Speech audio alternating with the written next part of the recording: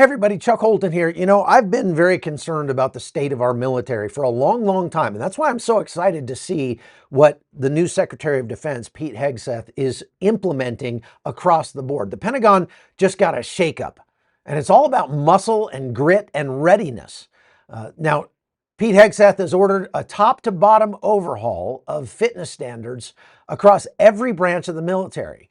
No more watered down benchmarks, no more double standards. If you want to serve in combat arms, you've got to meet the same physical requirements, whether you're a man or a woman, because combat doesn't care about your plumbing.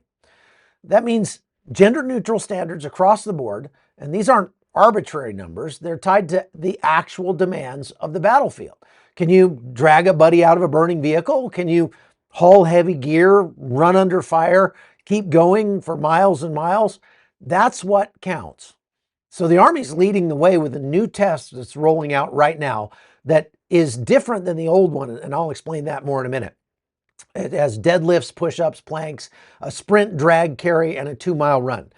Every soldier has to score at least 60 points on each event with a minimum total of 350. And the bar is higher, especially for women who now have to lift more weight and run faster than they did before if they want to qualify for combat roles.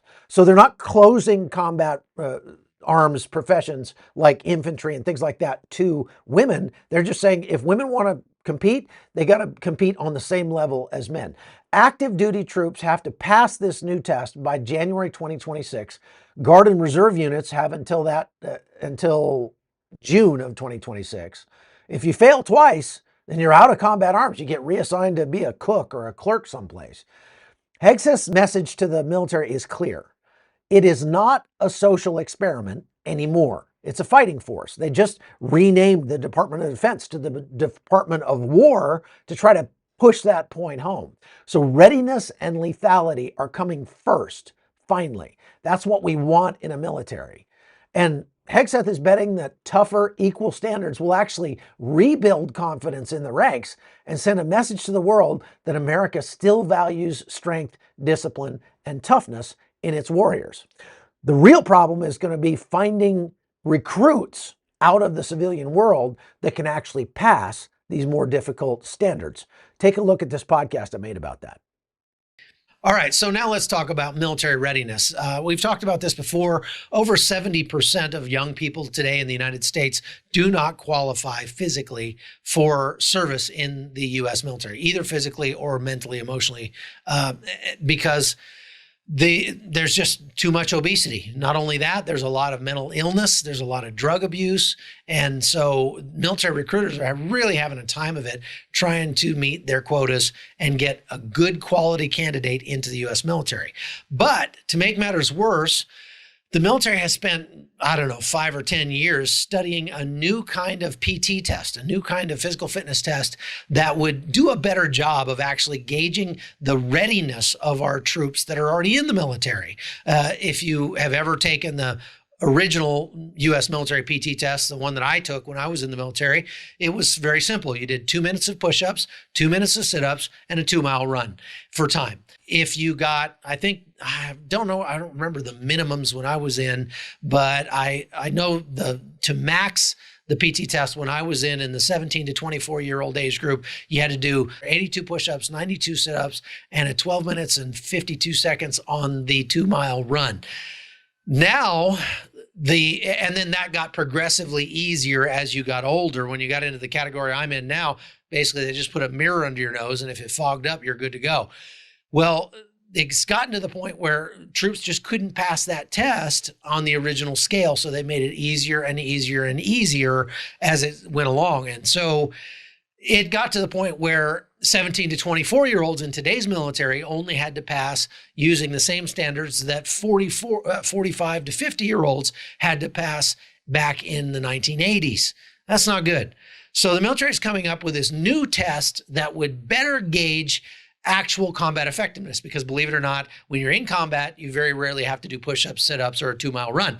So they came up with this very complex test that takes a lot of equipment, a lot of money, a lot of time. It's very difficult to administer, where they have to do deadlifts and they have to do these weird push-ups, and they have to throw a ball over their heads and all sorts of things like that. Here's what that looks like. This new ACRT 2017 moves the ball quite a bit further up the hill in terms of testing for combat-specific readiness. It's primarily a test of your combat readiness. If you have solid, validated testing, then you shouldn't have the negative consequences of suboptimal testing. In other words, this will control for injuries because it properly conditions you for the things that you have to do for combat. You wouldn't be surprised or overwhelmed by the things that you'd have to do unexpectedly. This will prepare you for the occupational tasks that you have to do as a soldier. We call those warrior task and battle drills or high physical demand tasks. So this test gets you ready for those things. The primary purpose is to improve human performance, right? Your physical performance. Injuries are a result of poor conditioning programming. So the primary goal of this is to improve conditioning in a way that's going to stop injuries from happening, because it is a well-balanced testing and training system. So it will control injuries that way, and you will see increased physical performance, and as a result of that, decreased physical injury. So the problem that we're running into now is that as they're starting to administer this test across the U.S. Army, what they're finding out is that very few people can actually pass it. As a matter of fact, about over 30% of people, I think it's 36%, fail the test overall of all soldiers. That's horrifying. That's really bad. But even worse than that is women. 84% of women are failing the test. Now, Vox and some other left-wing media outlets are writing articles about just how sexist this new PT test is and how horrible it is, and we've got to change the standards to make it easier for women to pass. Well, this test was created by scientists to accurately reflect the stresses that a body will be placed under in actual physical combat. Think about that for a second. If 84% of women cannot pass that test, what does that tell you? What it tells you is that women should not be in combat. Now, that was always a foredrawn conclusion when I was in the military 100 years ago, and I know I'm a dinosaur, but in the sort of PC era of the Obama administration, they removed all those restrictions and allowed women into combat arms units. Well, guess what? The military's wasted a lot of money on that because a lot of these women are not fit enough to go to physical combat. Do you want a 110-pound woman responsible for picking your carcass up and carrying you off the battlefield if you get shot? I don't think so. And I've been saying this for many years. There's a principle to the fact that we shouldn't allow women in combat, and that's the fact that men are supposed to fight so that the women and children don't have to. And call me a dinosaur, but to me, that's just millennia of traditional wisdom right there. But secondly, women are not built for the stresses of combat. And guess what? If the test is sexist because women are failing, then so is combat.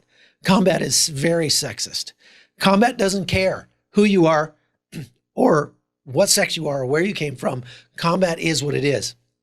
And the military is supposed to be about winning. That's all. It's not supposed to be about making you feel good, roses and rainbows and pink unicorns. It's supposed to be about winning wars, killing the enemy as quickly and as efficiently as possible, devastating the enemy, and being done with it.